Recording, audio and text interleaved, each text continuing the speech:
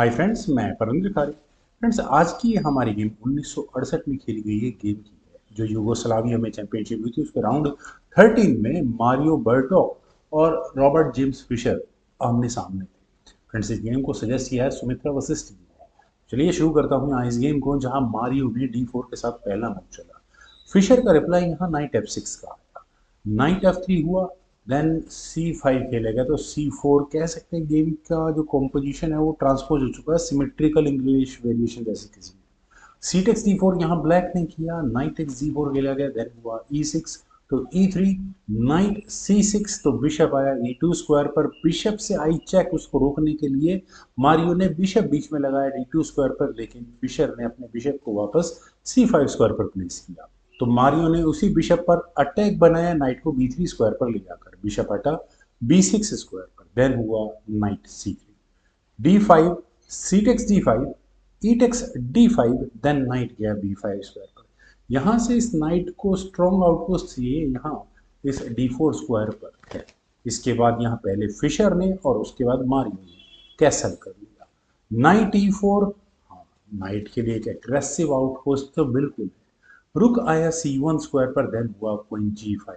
Friends, game में कुछ ऐसे पॉइंट्स आते हैं जहां पर आप गलती अफोर्ड नहीं कर सकते। यहाँ पर बिशप क्वीन दिखने में नहीं लगता कि बहुत बड़ा कोई ड्रॉबैक है, लेकिन मुझे बिशप की जो पोजीशन है ये बहुत स्ट्रांग नजर आ रही है, और फिशर भी इसीलिए लाए हैं अपनी क्वीन को G5 स्क्वायर पर। बिशप C3 यहाँ मारियो ने किया, तो फिशर ने अपने रूक को E8 स्क्वायर पर लिया, देन हुआ bishop D4, bishop exchange asking, knight takes D4, knight takes D4, then खेला गया A5। A5 किस लिए? ताकि यहाँ ए पॉन आगे पुश हो सके, नाइट को लोकेट किया जा सके। फ्रेंड्स, इतनी यहाँ मैं कहूँगा फिशर की शानदार कैलकुलेशंस है और अपने गेम पर ग्रिप है, वाकई में कमाल रहा। यहाँ पर नाइट F3 जैसे एक मूव मान लेते हैं कि अगर चला जाए, क्वीन पर अटैक बने तो क्वीन हटानी पड़ेगी, लेकिन यहाँ फिशर के पास एक स्ट्रॉन्ग टेक्टिकल गेम होगी। क्या वो नाइट सेक्रीफाइस कर सकते हैं? क्यों कर सकते हैं? नाइट टेक्स F2 होने के बाद देखिए बिशप और साथ ही साथ ये क्वीन की पोजीशन, यहाँ क्वीन फॉर क्वीन तो अपने आप पहले हो ही रहा है। रुक टेक्स F2 अगर कर लिया गया तो क्वीन टेक्स C3, और बिल्कुल वाइट यहाँ अंडर प्रेशर रहने वाला है। मन करे तो बिशप को बचा लेना, या मन करे आने वाले इस रुक को बचा लेना। खैर, यहाँ खेला गया बिशप B5, सीधा सीधा रुक पर अटैक बना। रुक पर अटैक बनेगा बाद में, लेकिन फिशर ने कहा पहले बचो चेकमेट, बिशप को H3 स्क्वायर पर ले जाकर। एक सॉल्यूशन है, इसको जी पॉन को आगे पुश कर दो, शायद कुछ देर तक वर्क करता। G3 से हाँ सही था, ब्लैक अपने रुक को बचाता और व्हाइट अपने रुक को बचा लेता, एक ठीक ठाक आंसर मिलता है यहाँ से। लेकिन क्वीन के F3 स्क्वायर पर जाने के बाद यहाँ मारियो क्या सोच रहे हैं कि क्या वो यहाँ इस बिशप को डिसलोबर हटा देंगे, हटाने में सफल हो पाएंगे यहाँ से? बिल्कुल भी नहीं। यहाँ फिशर ने अपने बिशप को लिया G4 स्क्वायर पर, क्वीन पर अटैक बना, और कहीं ना कहीं क्वीन ट्रैप हो गई है, क्वीन F4 स्क्वायर पर ही जाएगी। लेकिन उससे पहले मारियो ने कहा कि ओके, गो फॉर H4। क्यों? क्योंकि क्वीन टेक्स H4, क्वीन गई F4 स्क्वायर पर, और अब व्हाइट की क्वीन के आने के लिए कुछ तो स्पेस होगा। G5, क्वीन पर दोबारा अटैक बना, क्वीन आप हटा नहीं सकते अब, तो क्वीन गई H4 स्क्वायर पर, क्वीन टेक्स H2, चेक के साथ king takes H2।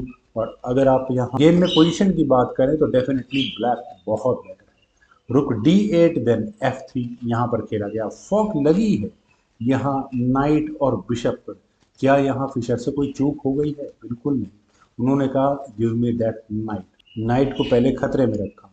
F takes E4 हुआ, A takes B3, A takes B3, then रुक गया A5 स्क्वायर पर। बिशप को हटाना पड़ेगा, अदरवाइज बिशप का डिफेंडर जो नाइट ऑलरेडी खतरे पर है।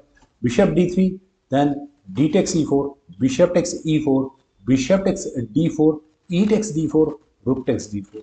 और इससे अच्छा डिजायर्ड पोजीशन और क्या हो सकता है ब्लैक के रुक्स के लिए?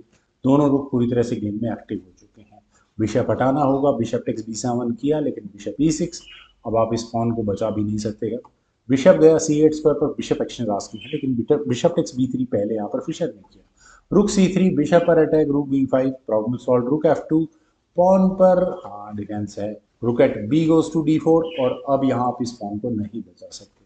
बिशप A4, रुक पर अटैक बना, रुक गया B6 स्क्वायर पर, देन बिशप C8, किंग आया G7 स्क्वायर पर, देन बिशप F5।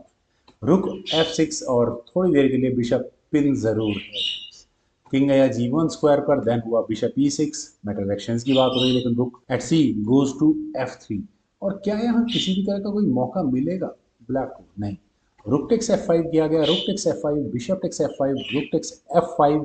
किंग आया G6 स्क्वायर पर, रुक पर अटैक, रुक गया F2 स्क्वायर पर, पॉन कुछ कर भी नहीं पाएगा।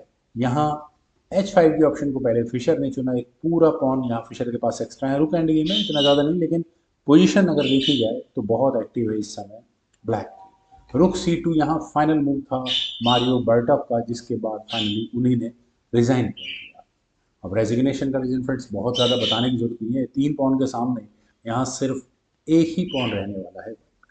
उम्मीद है फ्रेंड्स आप सभी लोगों को भी गेम जरूर पसंद आई होगी, तो आप लोग वीडियो को लाइक, शेयर, यूट्यूब चैनल को प्लीज सब्सक्राइब जरूर करें। कमेंट सजेशंस का मुझे बेहद इंतजार रहेगा। Thank you for watching, bye for now.